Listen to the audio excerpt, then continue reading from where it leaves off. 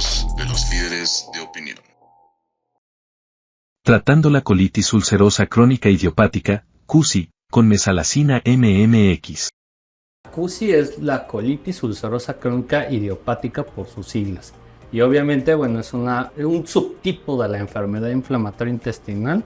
que, afecta exclusivamente el intestino grueso y recto, específicamente la capa interna, que es la mucosa del colon o del intestino grueso. Factores de riesgo. La etiopatogenia de esta enfermedad se desconoce, pero se ha postulado que es una enfermedad multifactorial porque se han involucrado factores genéticos, inmunológicos y ambientales que están involucrados en el desarrollo de la misma. Dentro de los aspectos genéticos, la verdad es que se han identificado más de 260 losis de genes asociados al desarrollo de la enfermedad. Desde el punto de vista inmunológico, también se ha postulado que existe una pérdida de la tolerancia del sistema inmune, es decir, que el individuo responde de manera exagerada a los antígenos ambientales, que pueden ser bacterianos o alimentarios. Y finalmente, dentro de los factores ambientales, uno de ellos se ha visto que son cambios en la composición de microbiota, que es un desequilibrio entre bacterias comensales y patógenas. También se ha postulado que el tabaquismo pudiera proteger en los pacientes con CUSI, pero también en los últimos años se ha visto que la higiene excesiva en estos pacientes puede ser también un factor, sobre todo a edades tempranas, que estén involucrados en el desarrollo de la enfermedad. Y esto me refiero a la hipótesis de la higiene, que va enfocado a aquellos pacientes que se exponen menos en edades tempranas a antígenos bacterianos y que obviamente cuando llegan a la etapa adulta responden de manera exagerada por parte de su sistema inmunológico, y esto conlleva a la formación de úlceras que se caracteriza esta enfermedad. Y también se han involucrado algunas otras cuestiones como medicamentos, anticonceptivos orales, antiinflamatorios no esteroideos, que parece ser que es un poco más controversial. Y finalmente también a veces en los últimos años todos nuestros hábitos, el sedentarismo, la mala calidad en el sueño, pudieran también estar involucrados en el desarrollo de la misma. Incidencia en la población mexicana. La incidencia y prevalencia de la CUSI en nuestro país se evalúa en el estudio EPIMEX del año 2000 a 2015 y se observó que hubo un incremento de la incidencia de la CUSI de hasta 4 veces más en estos 15 años. Obviamente la prevalencia en el 2015, cuando se publicó o se terminó este estudio, era alrededor de 1.7 personas por 100,000 habitantes en el año 2015, y obviamente esto ha incrementado más en los últimos años en nuestro país. Diagnóstico y tratamiento. Sí, el diagnóstico, es importante que se establece mediante la correlación de los hallazgos clínicos, de la parte de los hallazgos de laboratorio, los hallazgos en la colonoscopía y en la biopsia del colon y del recto que se toman durante la colonoscopía. Es muy importante destacar que dentro del cuadro clínico son pacientes que tienen diarrea crónica, es decir, evacuaciones líquidas por más de un mes de duración, acompañados de moco y sangre, así como también esfuerzo para evacuar y ganas de seguir evacuando, que cuando la enfermedad avanza, el paciente puede tener dolor abdominal, pérdida de peso e incluso fiebre. De los hallazgos de laboratorio, aquí lo importante es la detección de una anemia por deficiencia de hierro. Generalmente son pacientes que tienen anemia por esta pérdida crónica de sangre en las heces, pero también se han visto, por ejemplo, incremento de marcadores inflamatorios en sangre como la velocidad de sedimentación globular, la proteína C reactiva y también la disminución de albúmina, que esto habla de un proceso inflamatorio crónico. Y algo que es muy importante destacar es que ahora con métodos como la calprotectina fecal, que es un marcador de inflamación en las heces, ha permitido también sospechar la enfermedad y obviamente pues incrementar más el diagnóstico de esta patología. En cuanto a los hallazgos colonoscópicos, pues bueno, generalmente hay una eritema, hay friabilidad de la mucosa, ulceraciones, sangrado espontáneo, que obviamente al tomar las biopsias, pues el patólogo confirma el diagnóstico de la enfermedad con diversos hallazgos que pueden ser inflamación de las criptas, que es la criptitis, los abscesos de cripta, la distorsión de la arquitectura de las criptas, el infiltrado linfoplasmocitario, así como la disminución en la producción de moco por parte de las células caliciformes. Y en cuanto al tratamiento,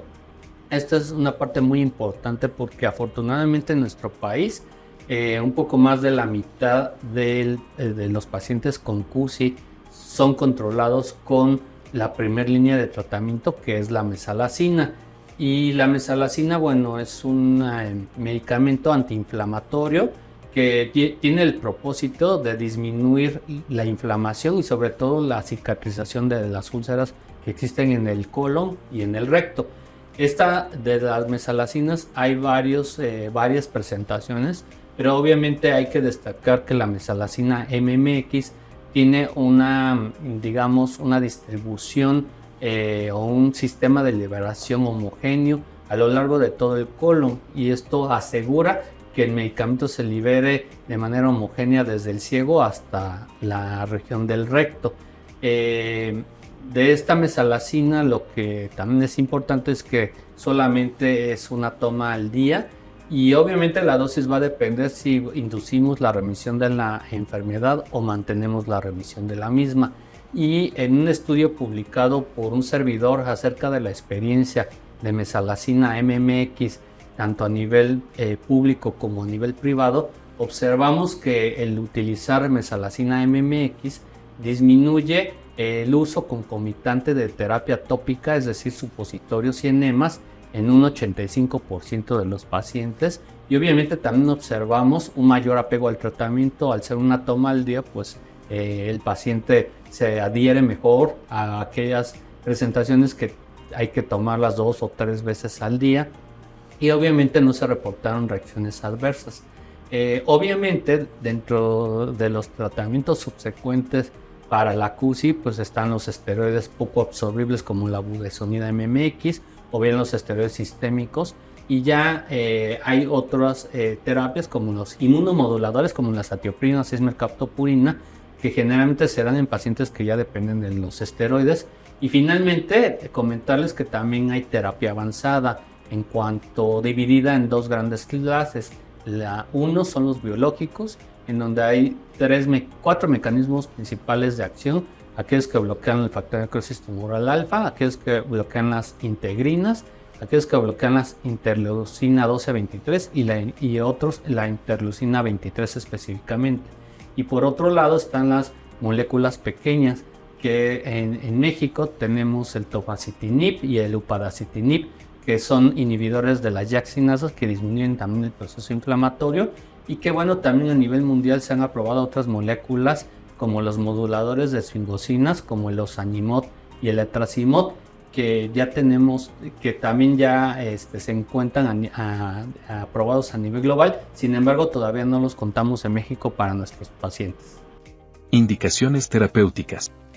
Pues bueno, la mesalazina cabe destacar que es como mencionaba, la primera línea de tratamiento, es decir, el tratamiento inicial que debemos de empezar en pacientes con CUSI, con actividad de leve a moderada. Algo que es muy relevante es que dependiendo de la extensión de la enfermedad, es decir, no es lo mismo un paciente que tenga afectado solamente el recto, en donde nada más ameritaría manejo con supositorios, pero sin embargo en aquellos pacientes que tienen más allá afectado del recto, es decir, el sigmoides, el colon izquierdo, el transverso o el colon ascendente, es conveniente combinar la mesalazina vía oral como la mesalazina MMX con terapia tópica como los enemas de mesalazina o los supositorios de mesalazina, en donde se ha observado que la terapia combinada entre vía oral y de terapia tópica es superior a la monoterapia de la vía oral. Ventajas y beneficios. Obviamente en pacientes que hemos visto que el costo de la mesalazina pues es el tratamiento menos costoso, por así decirlo, de todos los tratamientos disponibles que tenemos para la CUSI, ¿verdad? Comparado con inmunomoduladores y sobre todo con terapia avanzada como los biológicos y las moléculas pequeñas. Otra de las ventajas, además del costo, específicamente como les comentaba de la mesalazina MMX, es que es de una toma al día y esto pues permite mayor adherencia al tratamiento en los pacientes y con lo cual pues el paciente se va a adherir mejor a este tratamiento y no se le va a olvidar el tratamiento y esto pues va a tener consecuencias en que tenga un mejor control de la enfermedad. Y es por eso que, bueno, en cuanto realmente, como les decía, eventos adversos prácticamente no se presentan, pero hay que estarlos monitoreando en las primeras semanas de ingerirlo y sobre todo pues hay eventos adversos muy raros como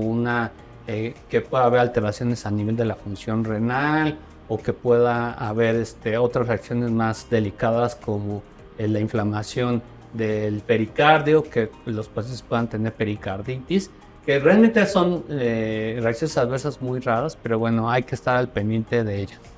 Contraindicaciones. Bueno, las contraindicaciones que hay es aquellos pacientes que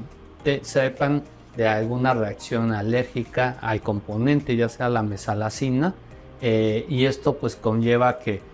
al evitar este medicamento pues no vayan a tener pues un choque anafiláctico, por ejemplo, o sobre todo también, como les comentaba, en aquellos pacientes en donde ya tienen documentado que pueden tener pericarditis o alguna nefritis intersticial asociada a la toma de mesalazina también. Es muy raro que tengan otras reacciones adversas. Las reacciones adversas más comunes son pues ardor en la boca del estómago, dolor abdominal y paradójicamente diarrea. Sin embargo, pues estas reacciones adversas se presentan en la minoría de los pacientes y obviamente pues bueno, a veces es dosis dependiente y habría que ver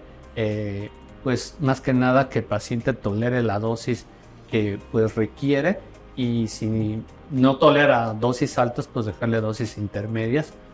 o bajas o combinarlo con terapia tópica como les comentaba.